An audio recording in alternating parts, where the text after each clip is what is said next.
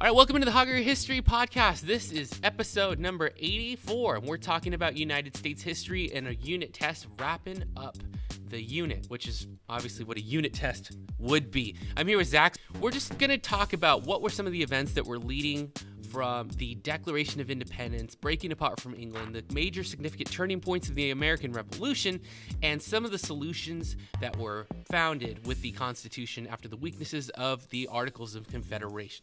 To start off, something that was very different about the colonists right away, from when they started to establish and break away from England, they started to get their own identity. They started having their own culture, their own townships, and their own interactions with the environment that were fundamentally different than things were in Europe. And they set a list of standards that we try to live up to as a country. We don't always make them in their entirety, but we try. And what are these standards called, Zach? They're called ideals. They're called ideals. Absolutely right. So these ideals are liberty, equality, democracy, rights, and one that's furthest away that we can't see. Freedom? Freedom. That's right. Yes. And we all know them by heart, even when they're on our walls and posters.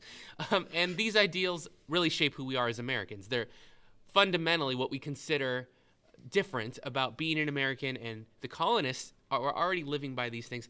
And even when they weren't successful in some of the events and interactions with the British, what was really interesting was the way they started to meet, talk about their discontentment, form committees, and form these organizations of bodies, kind of like governments. And that's what made them feel independent. It made them feel like they had different rights. Zach, when we talk about opposing groups that were going to war, and when we were at war with England during the American Revolution, people that were living in the colonies that had opposing groups and opposing views, what two sections of people are we talking about here mainly? The Patriots and the Loyalists. Yes, the Patriots and the Loyalists. All right, yeah, that's absolutely right. You had Patriots who were leading the charge for revolution, publicizing common sense, and spreading the words about the reasons that they should break away and the injustices that they were being served by the English from so far away. And then you had Loyalists who didn't really see the point of going to war. Do you remember kind of some of the things that the Loyalists were saying and doing at that time? This war was going to happen. The battles would be Lexington and Concord. Yeah, absolutely right. So these are the two initial battles that really escalated the course of the war, got many colonies aware of what was happening, and got them realizing that if they don't fight, then everything that you've been talking about that they would have, the property, the businesses, would be lost. And so before the fighting spread and broke out, there were a series of actions and reactions between England and the colonies. One of the most significant was the Stamp Act.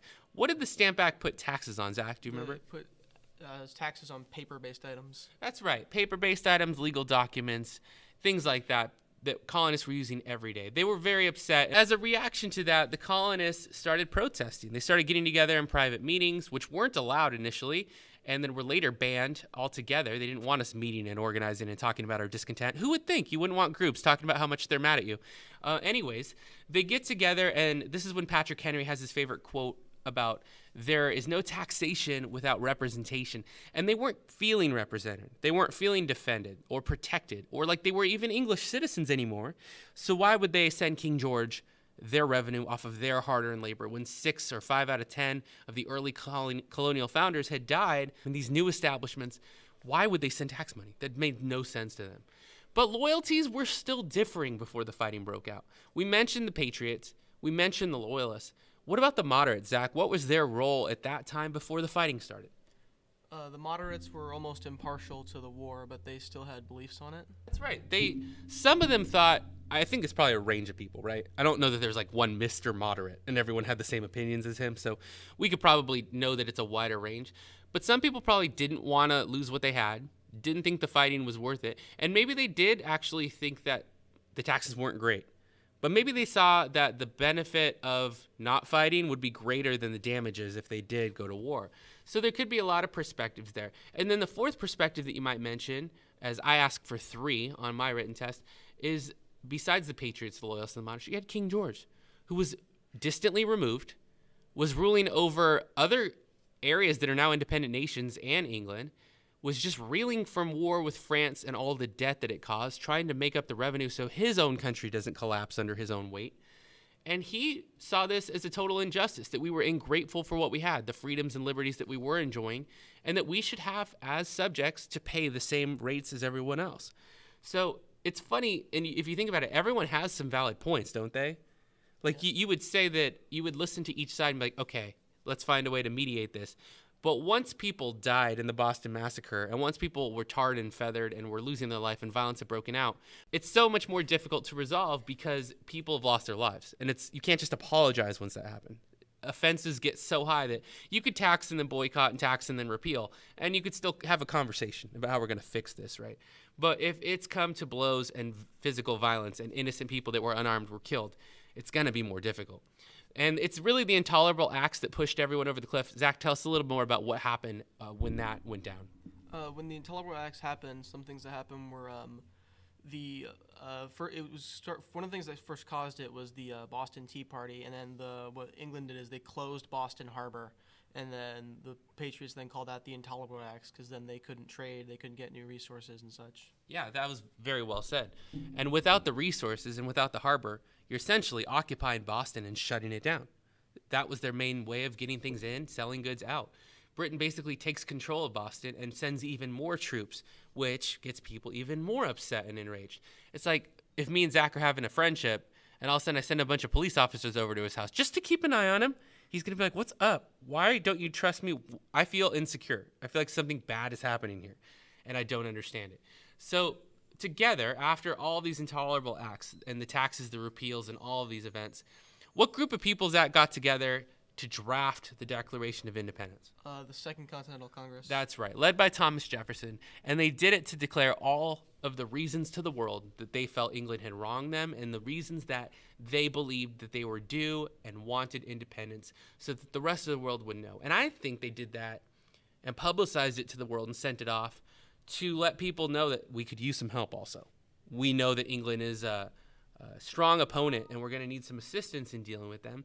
And it was really bold because if those people, the 5 men meeting at the Second Continental Congress, and you were a citizen at that time and they caught you, you were in trouble. Like, that was not going to end well.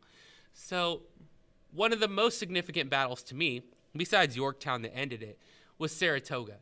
And that's the turning point of the war. That's a huge, huge victory for the Americans. In the Battle of Saratoga, on October 17th, 1777, it was 30 miles north of Albany. The Americans fought alone, but defeated the British in a big war, had them retreating, shooting at their backside.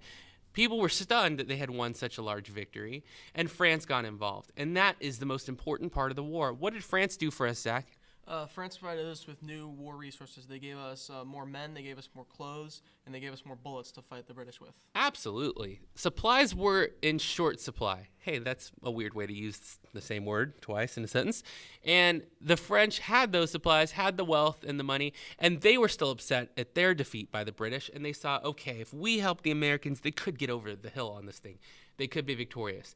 Clothing, supplies, men, weapons, and generals that came and trained the untrained U.S. Army, who was reeling by that time, walking on bloody feet without uniforms and clothes and bullets, and helped them in a major way. So this was a huge, huge deal. When that progressed, it started to roll in our favor. It started to roll in the colonial favor to victory at Yorktown, and then we have to set up a couple of different things. What 2 problems do you think of, Zach, first when you think of after we have independence, what now? What needs to be done? First we need to figure out how to run the government, like what our government should be based on and such. Yeah, no, that's absolutely true. How are we going to govern? What's it going to look like? Who's going to be in charge? And how are we going to fund it? Because we just fought a war essentially over taxation and not having rights. We're going to need taxes to fund this new government. So how are we going to do that without ruining ourselves in the process? Great job. And the last couple of things just to mention were the Constitution came along and set up checks and balances so we wouldn't have a monarchy like England. And we set up a Bill of Rights. So the first 10 amendments were created to give basic rights to the people of the United States. Well, I feel like we've covered a lot. Do you have anything else that you would like to say today, sir? I think that pretty much covers it. I do too. So thanks for listening. Don't forget to subscribe on iTunes or on YouTube at Danny Hauger or Danny Hauger Podcast.